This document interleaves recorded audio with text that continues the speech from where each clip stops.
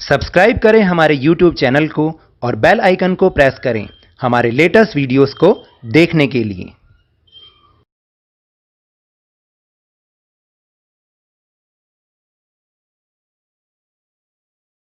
Hello and welcome to Lavneesh Sir की class.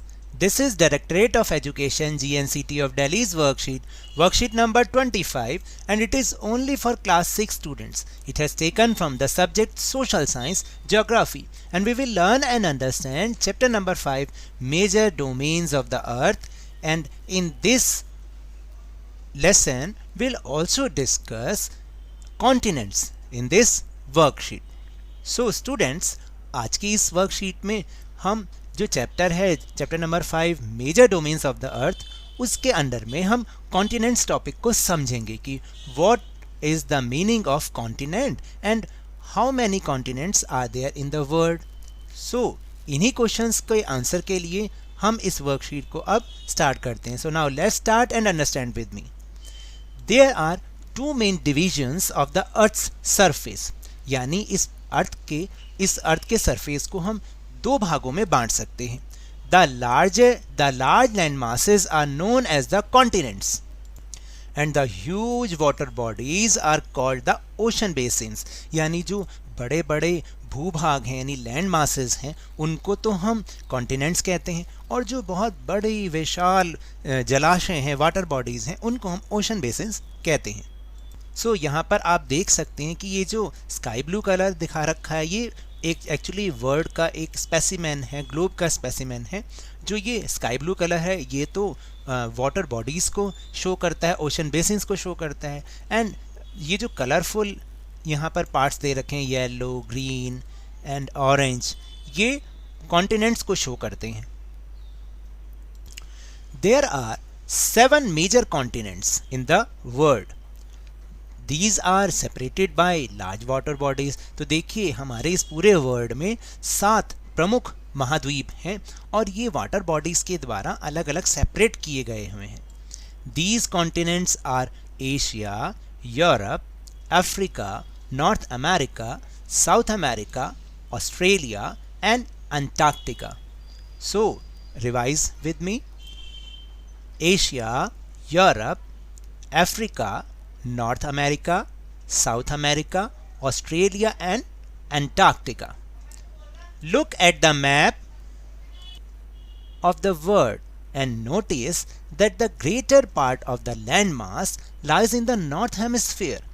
अगर आप इस वर्ल्ड के मैप को बहुत ध्यान से देखेंगे तो आप ये पाएंगे कि जो ज़्यादातर लैंड मासेस का पार्ट है वो नॉर्दर्न हेमिस्फीयर में लाई करता है। And what is northern hemisphere?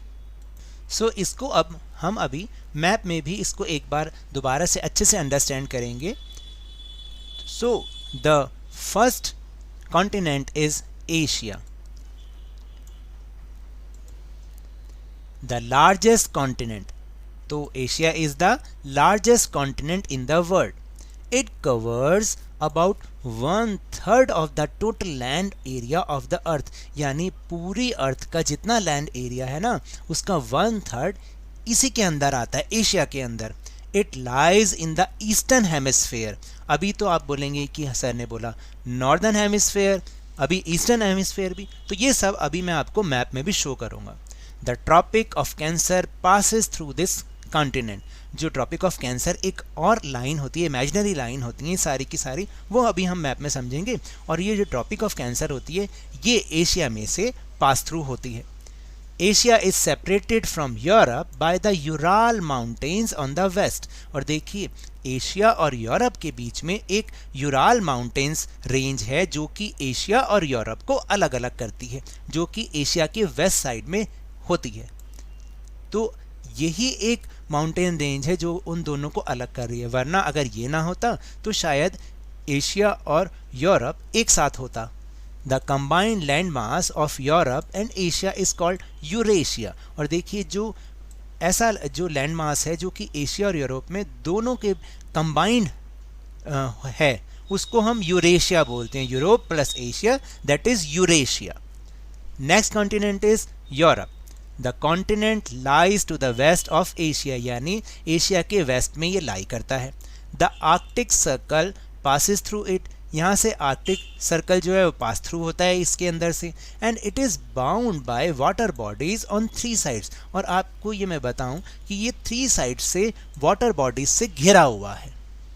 Now the Africa, it is the second largest continent after Asia. ये एशिया के बाद सेकेंड लार्जेस्ट कॉन्टिनेंट है वर्ल्ड में।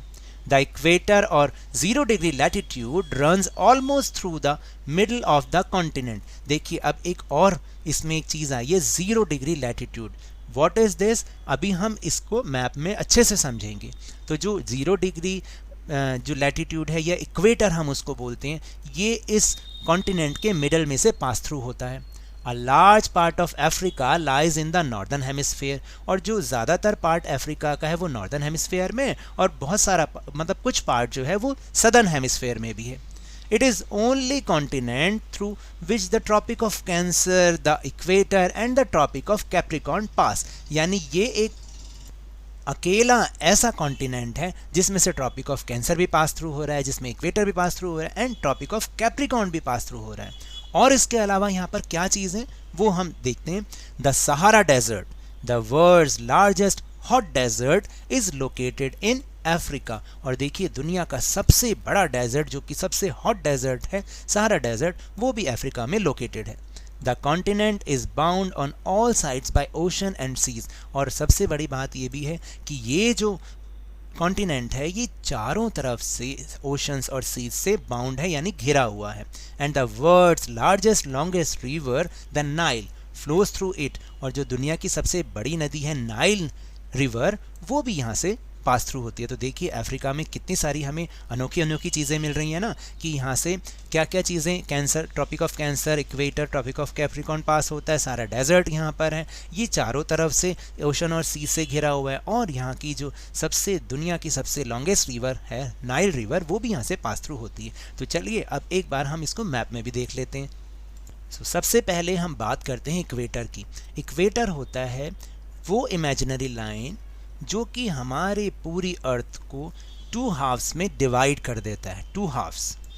That is in the north it is called northern hemisphere. क्या बोलते हैं? Northern hemisphere. And the part in the south it is called southern hemisphere. तो ऊपर जो मैंने ऊपर की तरफ एरो दिखाया ये नॉर्दर्न हेमिस्फेयर है और ये सदर्न हेमिस्फेयर है। और ये जो लाइन है इसको हम इक्वेटर कहते हैं, ये अर्थ को 2 हाफ्स में डिवाइड करती है। अब इसके बाद यहाँ पर देखिएगा एक नॉर्थ में एक लाइन है जिसको हमने नाम दिया ट्रॉपिक ऑफ कैंसर। ओके, तो ये देखिए ये हमारे इंडिया में से भी लाइन पास थ्रू हो रही है और एशिया में से भी पास थ्रू हो रही है ये जो लाइन है। और एक है ट्रॉपिक ऑफ कैप्रिकॉर्न जो यहाँ पर होती है सदर्न हेमिस्फीयर में। तो देखिए अफ्रीका ही एक ऐसा कॉन्टिनेंट है जहाँ से ट्रॉपिक ऑफ कैंसर भी पास थ्रू हो रही है, इक्वेटर भी पास थ्रू हो रही है और ट्रॉपिक ऑफ कैप्रिकॉर्न भी पास थ्रू हो रही है। और इसके अलावा मैंने अभी एक चीज़ और आपको भी बताई थी कि देखिए यूरोप और एशिया को ये यहाँ पर एक माउंटेन रेंज है, यूराल माउंटेन रेंज, वो इसको सेपरेट करता है। यूरोप जो है 3 साइड से बाउंडेड है ओशन से, वाटर बॉडीज से, और एशिया तो चारों तरफ से एशिया नहीं अफ्रीका तो चारों तरफ से वाटर से बाउंडेड है। Okay, so now let's move on our question answer section. So the first question is what is known as continent? Continent किसे कहते हैं? The large land masses are known as continents, यानी बड़े भूभाग धरती के टुकड़ों को हम क्या बोलते हैं? बड़े भूभागों को क्या बोलते हैं? कॉन्टिनेंट बोलते हैं। फिर है second question is how many continents are there in the world, यानी पूरे वर्ल्ड में कितने कॉन्टिनेंट्स हैं? There are 7 major continents in the world. और उसके बाद last question number 3 is which is the largest continent?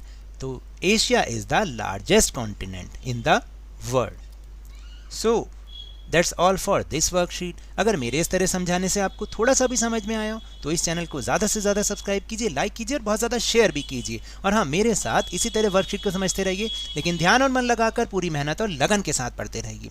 And if you want to defeat corona virus then wash your hands with soap and water regularly and please wear a mask, क्योंकि जब तक दवाई नहीं तब तक कोई ढिलाई नहीं। Thank you very much.